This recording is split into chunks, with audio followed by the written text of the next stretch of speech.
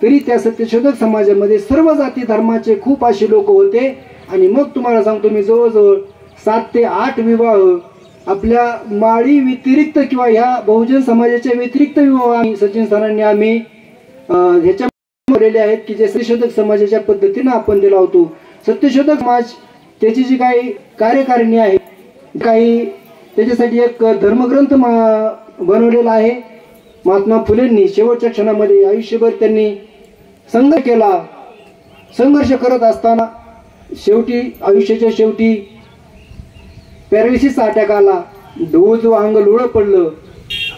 महात्मा फुलेंनी विचार केला, मी आयुष्यभर सांगत राहिलो लोकांना हे करू नका, ते चांगलं नाही, याच्या माध्यमातून तुम्हाला गुलाम केलंय। अशा पद्धतीने तुमच्यावरती तुम्हाला जे काही आज तुमची परिस्थिती आहे रस्ता तळाला गेली याची कारणीभूत कोण आहे सांगितलं, पण त्याच्यासाठी जे काही करायला पाहिजे ते माझं सांगायचं राहिलं। आणि म्हणून महात्मा फुलेंनी आयुष्याच्या शेवटी सार्वजनिक सत्यधर्म हा ग्रंथ निर्माण केला।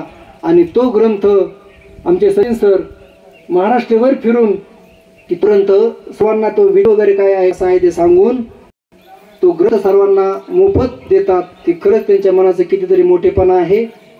आणि या सर्व माझ्या या लांबलेल्या मनोगतातून मी असं म्हणणार नाही की माझं काही चुकलं असेल तर माफ करा, कारण मी जे काही बोललो ते 100% जबाबदार आहेच। जर कोणाला कसं वाटलं असेल तर तुम्ही तुमचं वाचन वाढवा, विचार प्रगल्भ करा। अजून कधीतरी योग आला तर आणखी पुन्हा काही चर्चा करू। आणि सर्वात महत्त्वाचं, तुम्हाला जरी कोणी काही म्हटलं असेल तर मला वाटतं इथं काल्याचं कीर्तन ऐकणारी बरीच मंडळी आहे।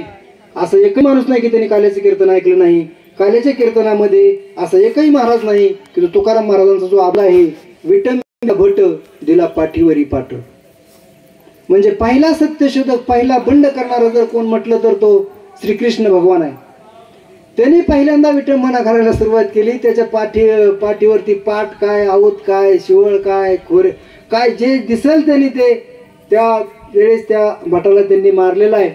असे सांगण्यासारखं भरपूर काही गोष्टी होत्या। आपल्याला ही जी काही लिंक आहे, आपलं आयुष्य, आपलं जीवन या महापुरुषांच्या विचारांशी जर कनेक्ट करता आलं तर मग मात्र आपलं जीवन सार्थकी लागणार।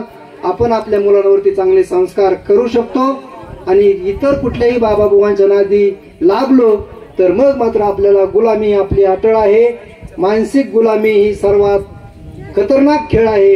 आणि म्हणून आपण कुठल्याही बाबाबुवांच्या नादी न लागता आपण आपल्या वाचनाच्या कक्षा रुंदवा, आपण विचार प्रगल्भ करा।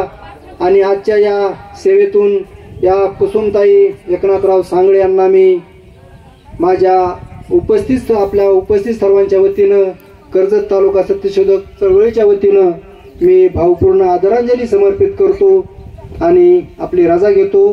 सत्यमेव जयते। यानंतर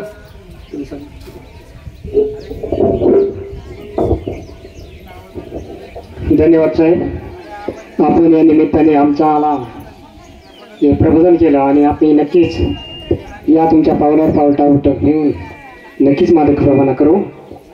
तर आजच्या या मातेला पुष्पांजली अर्पण करण्यासाठी काही मान्यवर या ठिकाणी उपस्थित आहेत। त्यामध्ये विकास मोहन शेटे जावई, मोहन मुक्ताजी सोनवणे यामध्ये जावई, त्याचबरोबर जयराम शिंदे मामा, आकाराम शिंदे, उत्तम शिंदे, गणेश लोखंडे, त्याचबरोबर तालुका कृषी अधिकारी श्री किसनरावजी सांगळे साहेब, त्याचबरोबर बबन सोनवणे, दादा शेटे, प्राध्यापक विधिकार जगडे साहेब, त्याचबरोबर आमच्या ग्रामपंचायतचे माजी सरपंच श्री संदीपराव आवटी, त्याचबरोबर माजी उपसरपंच श्री सुरेशरावजी शिंदे, नारायण लाड, व्यवहारी मॅडम, ग्रामसेविका वेळो, त्याचबरोबर अनिल आवटी विद्यमान उपसरपंच वेळो, त्याचबरोबर अशोक लावंडे विद्यमान सरपंच वेळो, त्याचबरोबर अशोक वारे, राजू एले, बाळासाहेब उदमले, संपतराव आवटी पोलीस पाटील वेळो, प्राचार्य श्री लांडगे सर, त्याचबरोबर या साहित्य या सांगली कुटुंबियाने जे आपल्या पुढे आदर्श निर्माण केला, शालेय साहित्याचे वाटप, ज्या शाळेला आपण या पुस्तकांचं शाळेचं वह्यांचं वाटप करणार त्या अशा सांगली वस्तीवरील नवले मॅडम, त्याचबरोबर अंगणवाडी सेविका वडोकर मॅडम, नवले मॅडम आणि वडोकर मॅडम, त्याचबरोबर आत्ता या मातेला पुष्पांजली अर्पण करण्यासाठी मी सर्वांना विनंती करतो की आपण या मान्यवरांचे नाव या ठिकाणी घेऊन त्यांनी आपली मनोगत या ठिकाणी या मातेला श्रद्धांजली अर्पण करण्यासाठी पुढे यायचे. त्यामध्ये श्री संदीपराव आवटी, माजी सरपंच आणि विद्यमान संचालक नागोडे सहकारी साखर कारखाना यांना विनंती करतो आपण या मातेला पुष्पांजली अर्पण करण्यासाठी पुढे यायचे.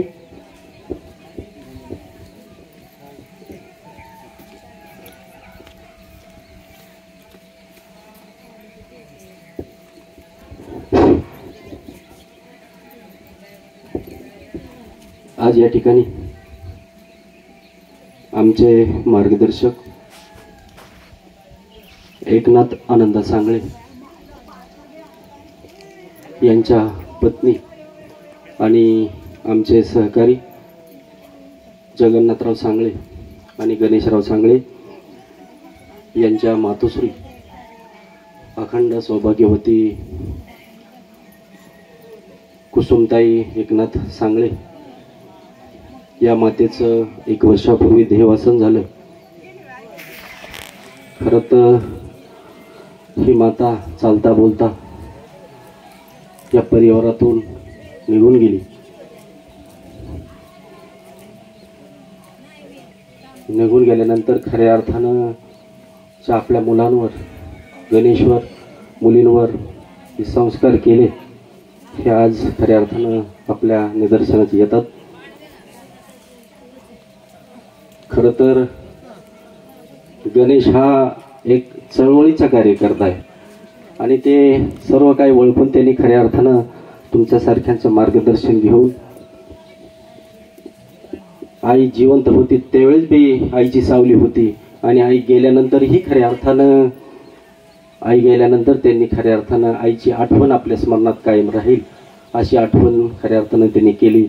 म्हणजे त्यांनी आईच्या स्मरणार्थ एक छोटंसं झाड लावून त्याचं वटवृक्षात रूपांतर होणार आहे आणि ती सावली अखंडपणे पुढच्या पिढ्यांनाही या मातेची सावली राहणार आहे.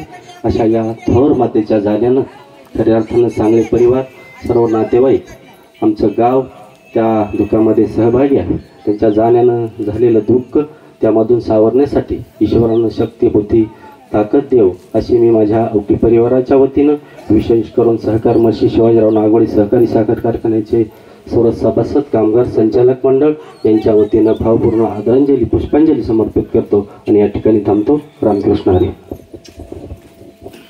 यानंतर तालुका कृषी अधिकारी श्री किशनरावजी सांगळे साहेब यांना विनंती करतो आपण पुष्पांजली अर्पण करण्यासाठी पुढे यायचे.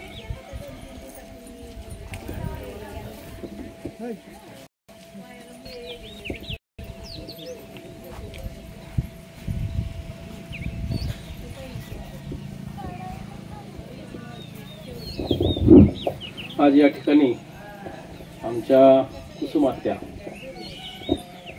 आत्याचं नात्यामध्ये मी ज्यावेळेस पुण्याला कॉलेजला होतो त्यावेळेस माझ्या काकाची हा बहीण, त्यावेळेस कुसुम आत्याला हा म्हणजे त्यावेळेसपासून आमचं नातं आणि इकडूनची भाऊकी सुद्धा इकडून बी नातं.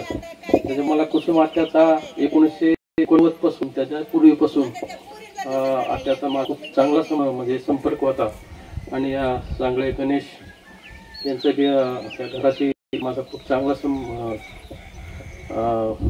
संबंध राखलेला आहे. तर या ठिकाणी आज आपण आत्याचं म्हणजे या ठिकाणी गणेश आणि जगन्नाथ भाऊ यांच्या मातोश्री जाऊन या ठिकाणी आज त्यांना आपण पुण्यस्मरण, हा आपण जे वर्षाचा शेवटचा जे असतो हा शेवटचा हा क्षण आहे, हा आपण त्याचं स्मरण करतो म्हणून हा दिवस खूप महत्त्वाचा आहे. ज्यावेळेस आत्या इथं त्यांना सर्पदंश झाला मला कळल्यानंतर मी ताबडतोब गणेशचे संपर्क केला, भेटलो, आलो. त्याच्यानंतर पुढं काय त्यांचं ते सरकारी जे काही योजना असतात आपल्या त्यासाठी आपण त्या सगळं कारवाई पूर्ण करून आपल्या त्यासाठी आपण शासनाचे सुद्धा आपण 2 लाख रुपये ह्या कुटुंबाला मिळवून दिलेले आहेत. ती एक चांगला योगायोग आपल्या जाण्याने झालेला. तरी या ठिकाणी गणेश यांच्या म्हणजे सगळ्यांच्या मातोश्री आज गेल्यात, त्यांना पुण्यस्मरणसाठी मी माझ्या सांगळे कुटुंबाच्या मार्फत आणि कृषी विभागाच्या मार्फत मी आज त्यांना असं भावपूर्ण आदरांजली अर्पण करतो आणि थांबतो. धन्यवाद. त्यानंतर श्री दयाराम शिंदे DYSP यांना मी विनंती करतो आपण पुष्पांजली अर्पण करण्यासाठी पुढे यायचे.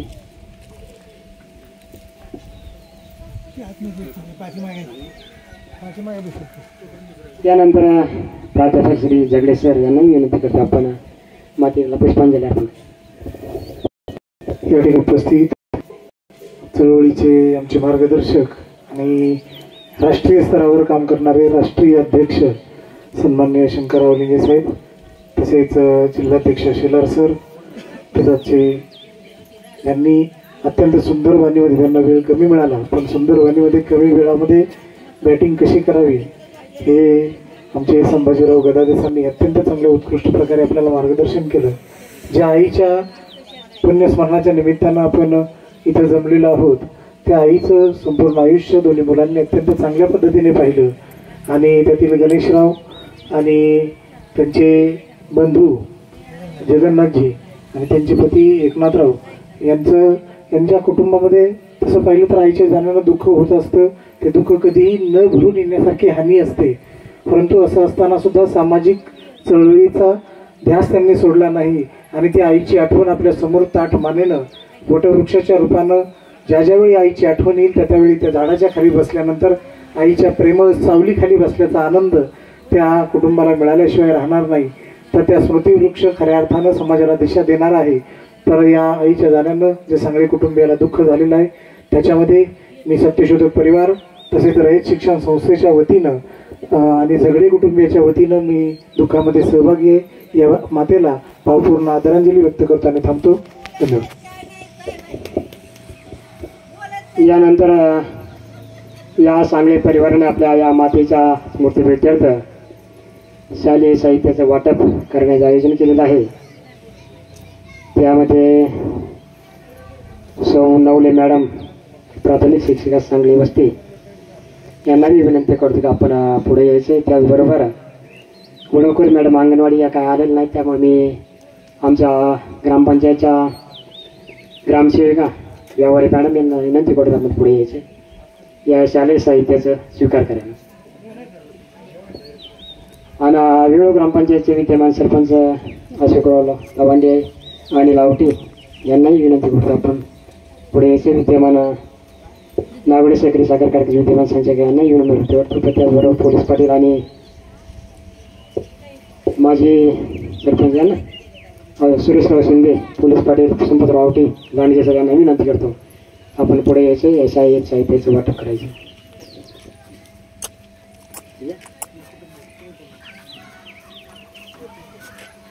अनिल रावटे, लांडगे सर.